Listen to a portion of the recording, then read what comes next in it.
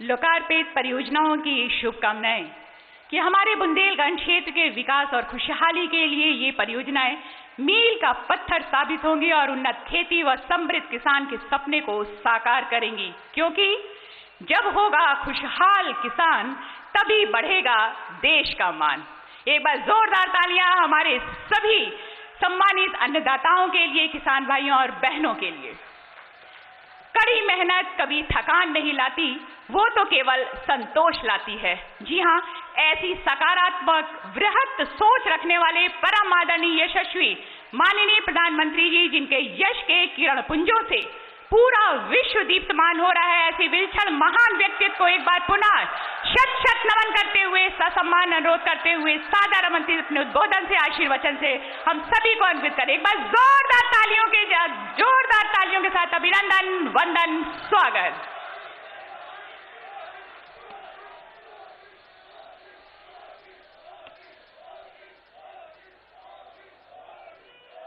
भारत माता की,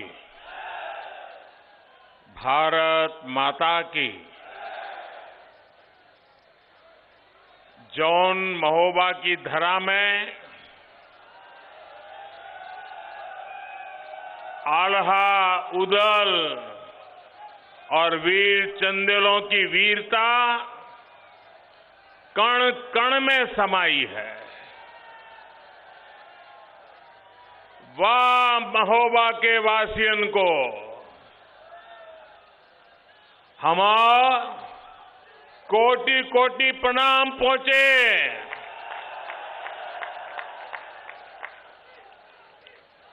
उत्तर प्रदेश के राज्यपाल श्रीमती आनंदीबेन पटेल, यूपी के लोकप्रिय कर्मयोगी मुख्यमंत्री योगी आदित्यनाथ जी, केंद्रीय मंत्रिमंडल में मेरे सहयोगी गजेंद्र सिंह शेखावत जी, यूपी सरकार में मंत्री डॉक्टर महेंद्र सिंह जी, जीएस धर्मेश जी,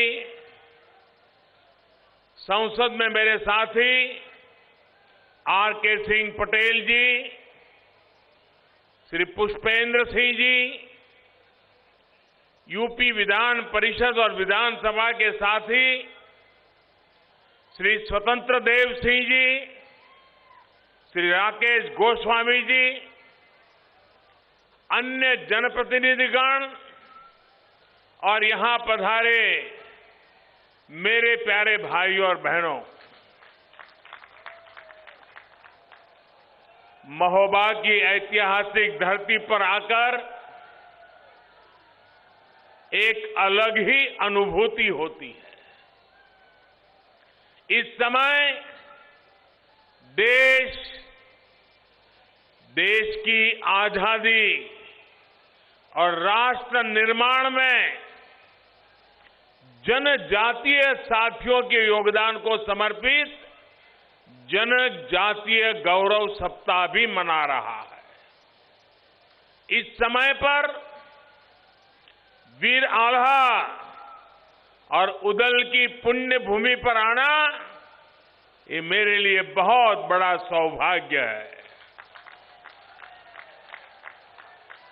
गुलामी के उस दौर में भारत ने एक नई चेतना जगाने वाले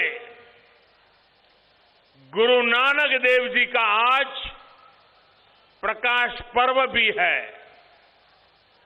मैं देश और दुनिया के लोगों को गुरु पर्व की भी अनेक अनेक शुभकामनाएं देता हूं। आज ही भारत की वीर बेटी, बुंदेलखंड की शान, वीरांगना रानी लक्ष्मीबाई की जयंती भी है। इस कार्यक्रम के बाद मैं झांसी भी जाऊंगा। डिफेंस का एक बहुत बड़ा कार्यक्रम वहां चल रहा है। भाइयों और बहनों, बीते 7 सालों में हम कैसे सरकार को दिल्ली के बंद कमरों से निकालकर देश के कोने कोने में लाए हैं। महोबा ये इसका साक्षात गवाह है। ये धरती ऐसी योजनाओं, ऐसे फसलों की साक्षी रही है जिन्होंने देश की गरीब माताओं, बहनों, बेटियों के जीवन में बड़े और सार्थक बदलाव किए हैं। कुछ महीने पहले ही यहां से पूरे देश के लिए उज्ज्वला योजना के दूसरे चरण की शुरुआत की गई। मुझे याद है, कुछ साल पहले मैंने महोबा से ही देश की करोड़ों मुस्लिम बहनों को और उन मुस्लिम बहनों को वादा किया था कि मैं मुस्लिम बहनों को 3 तलाक की परेशानी से मुक्ति दिलाकर रहूंगा।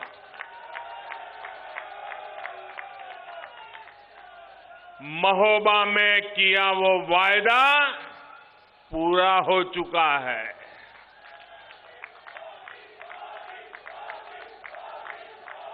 भाइयों और बहनों, अब आज मैं यहां बुंदेलखंडी बहनों और मेरे प्यारे किसान भाइयों बहनों को बहुत बड़ी सौगात सौंपने आया हूं। आज अर्जुन सहायक परियोजना, रतौली बांध परियोजना, भावनी बांध परियोजना और मझगांव चिल्ली स्प्रिंकलर सिंचाई परियोजना का लोकार्पण करने का मुझे सौभाग्य मिला है। 3000 करोड़ रुपए से अधिक की लागत से बनी इन परियोजनाओं से महोबा के लोगों के साथ ही हमीरपुर, बांदा और ललितपुर जिले के भी लाखों लोगों को, लाखों किसान परिवारों को लाभ होगा। इनसे 4 लाख से अधिक लोगों को पीने का शुद्ध पानी भी मिलेगा। पीढ़ियों से जिस पानी का इंतजार था, वो इंतजार आज समाप्त होने जा रहा है। साथियों, आपका उत्साह मेरे सर आंखों पर, आपका प्यार मेरे लिए बहुत कुछ है, लेकिन मेरा आपसे मेरी प्रार्थना है कि देखिए, आगे जगह नहीं है, आप आगे मत आने की कोशिश करिए और वहां भी थोड़ा शांति रखिए। साथियों, गुरु नानक देव जी ने कहा है, पहला पानी जियो है, जित हरिया सब कोय।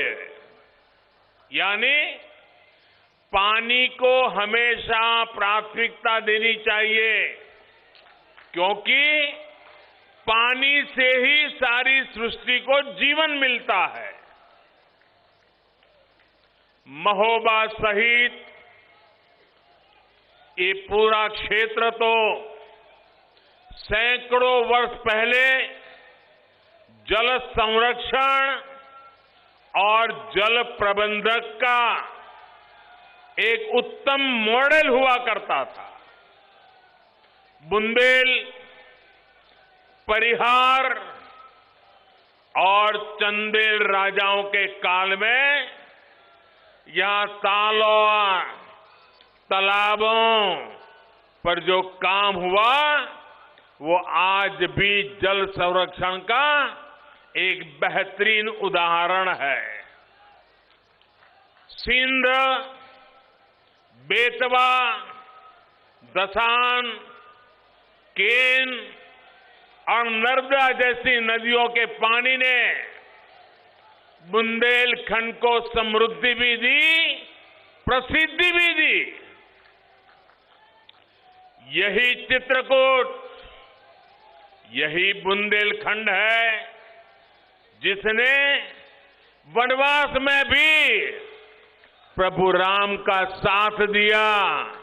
यहां की वन संपदा ने भी उन्हें आशीर्वाद दिया। लेकिन साथियों, सवाल ये कि समय के साथ यही क्षेत्र पानी की चुनौतियां और पलायन का केंद्र कैसे बन गया? क्यों इस क्षेत्र में लोग अपनी बेटी को ब्याहने से कतराने लगे? क्यों यहां की बेटियां पानी वाले क्षेत्र में शादी की कामना करने लगी? इन सवालों के जवाब महोबा के लोग, बुंदेलखंड के लोग बहुत अच्छी तरह जानते हैं। दिल्ली और उत्तर प्रदेश में लंबे समय तक शासन करने वालों ने बारी बारी से इस क्षेत्र को उजाड़ने में कोई कसर नहीं छोड़ी। यहां के जंगलों को, यहां के संसाधनों को कैसे माफिया के हवाले किया गया, ये किसी से छिपा नहीं है। और अब देखिए, जब इन्हीं माफियाओं पर यूपी में बुलडोजर चल रहा है, तो कुछ लोग हाय तौबा मचा रहे हैं। ये लोग कितनी भी तौबा मचा लें, यूपी के विकास के काम, बुंदेलखंड के विकास के काम रुकने वाले नहीं है। साथियों, इन लोगों ने बुंदेलखंड के साथ जैसा बर्ताव किया, उसे यहां के लोग कभी भी भूल नहीं सकते। नलकूप, हैंडपंप की बातें तो बहुत हुई, लेकिन पहले की सरकारों ने ये नहीं बताया कि भूजल के अभाव में उससे पानी कैसे आएगा। ताल तलैया के नाम पर फीते बहुत काटे, लेकिन हुआ क्या, मुझसे बेहतर आप जानते हैं। बांधों, तालाबों के नाम पर खुदाई की योजनाओं में कमीशन, सूखा राहत में घोटाले, बुंदेलखंड को लूटकर पहले की सरकार चलाने वालों ने अपने परिवार का भला किया। आपका परिवार बूंद बूंद के लिए तरसता रहे, इससे उनको कोई सरोकार नहीं रहा।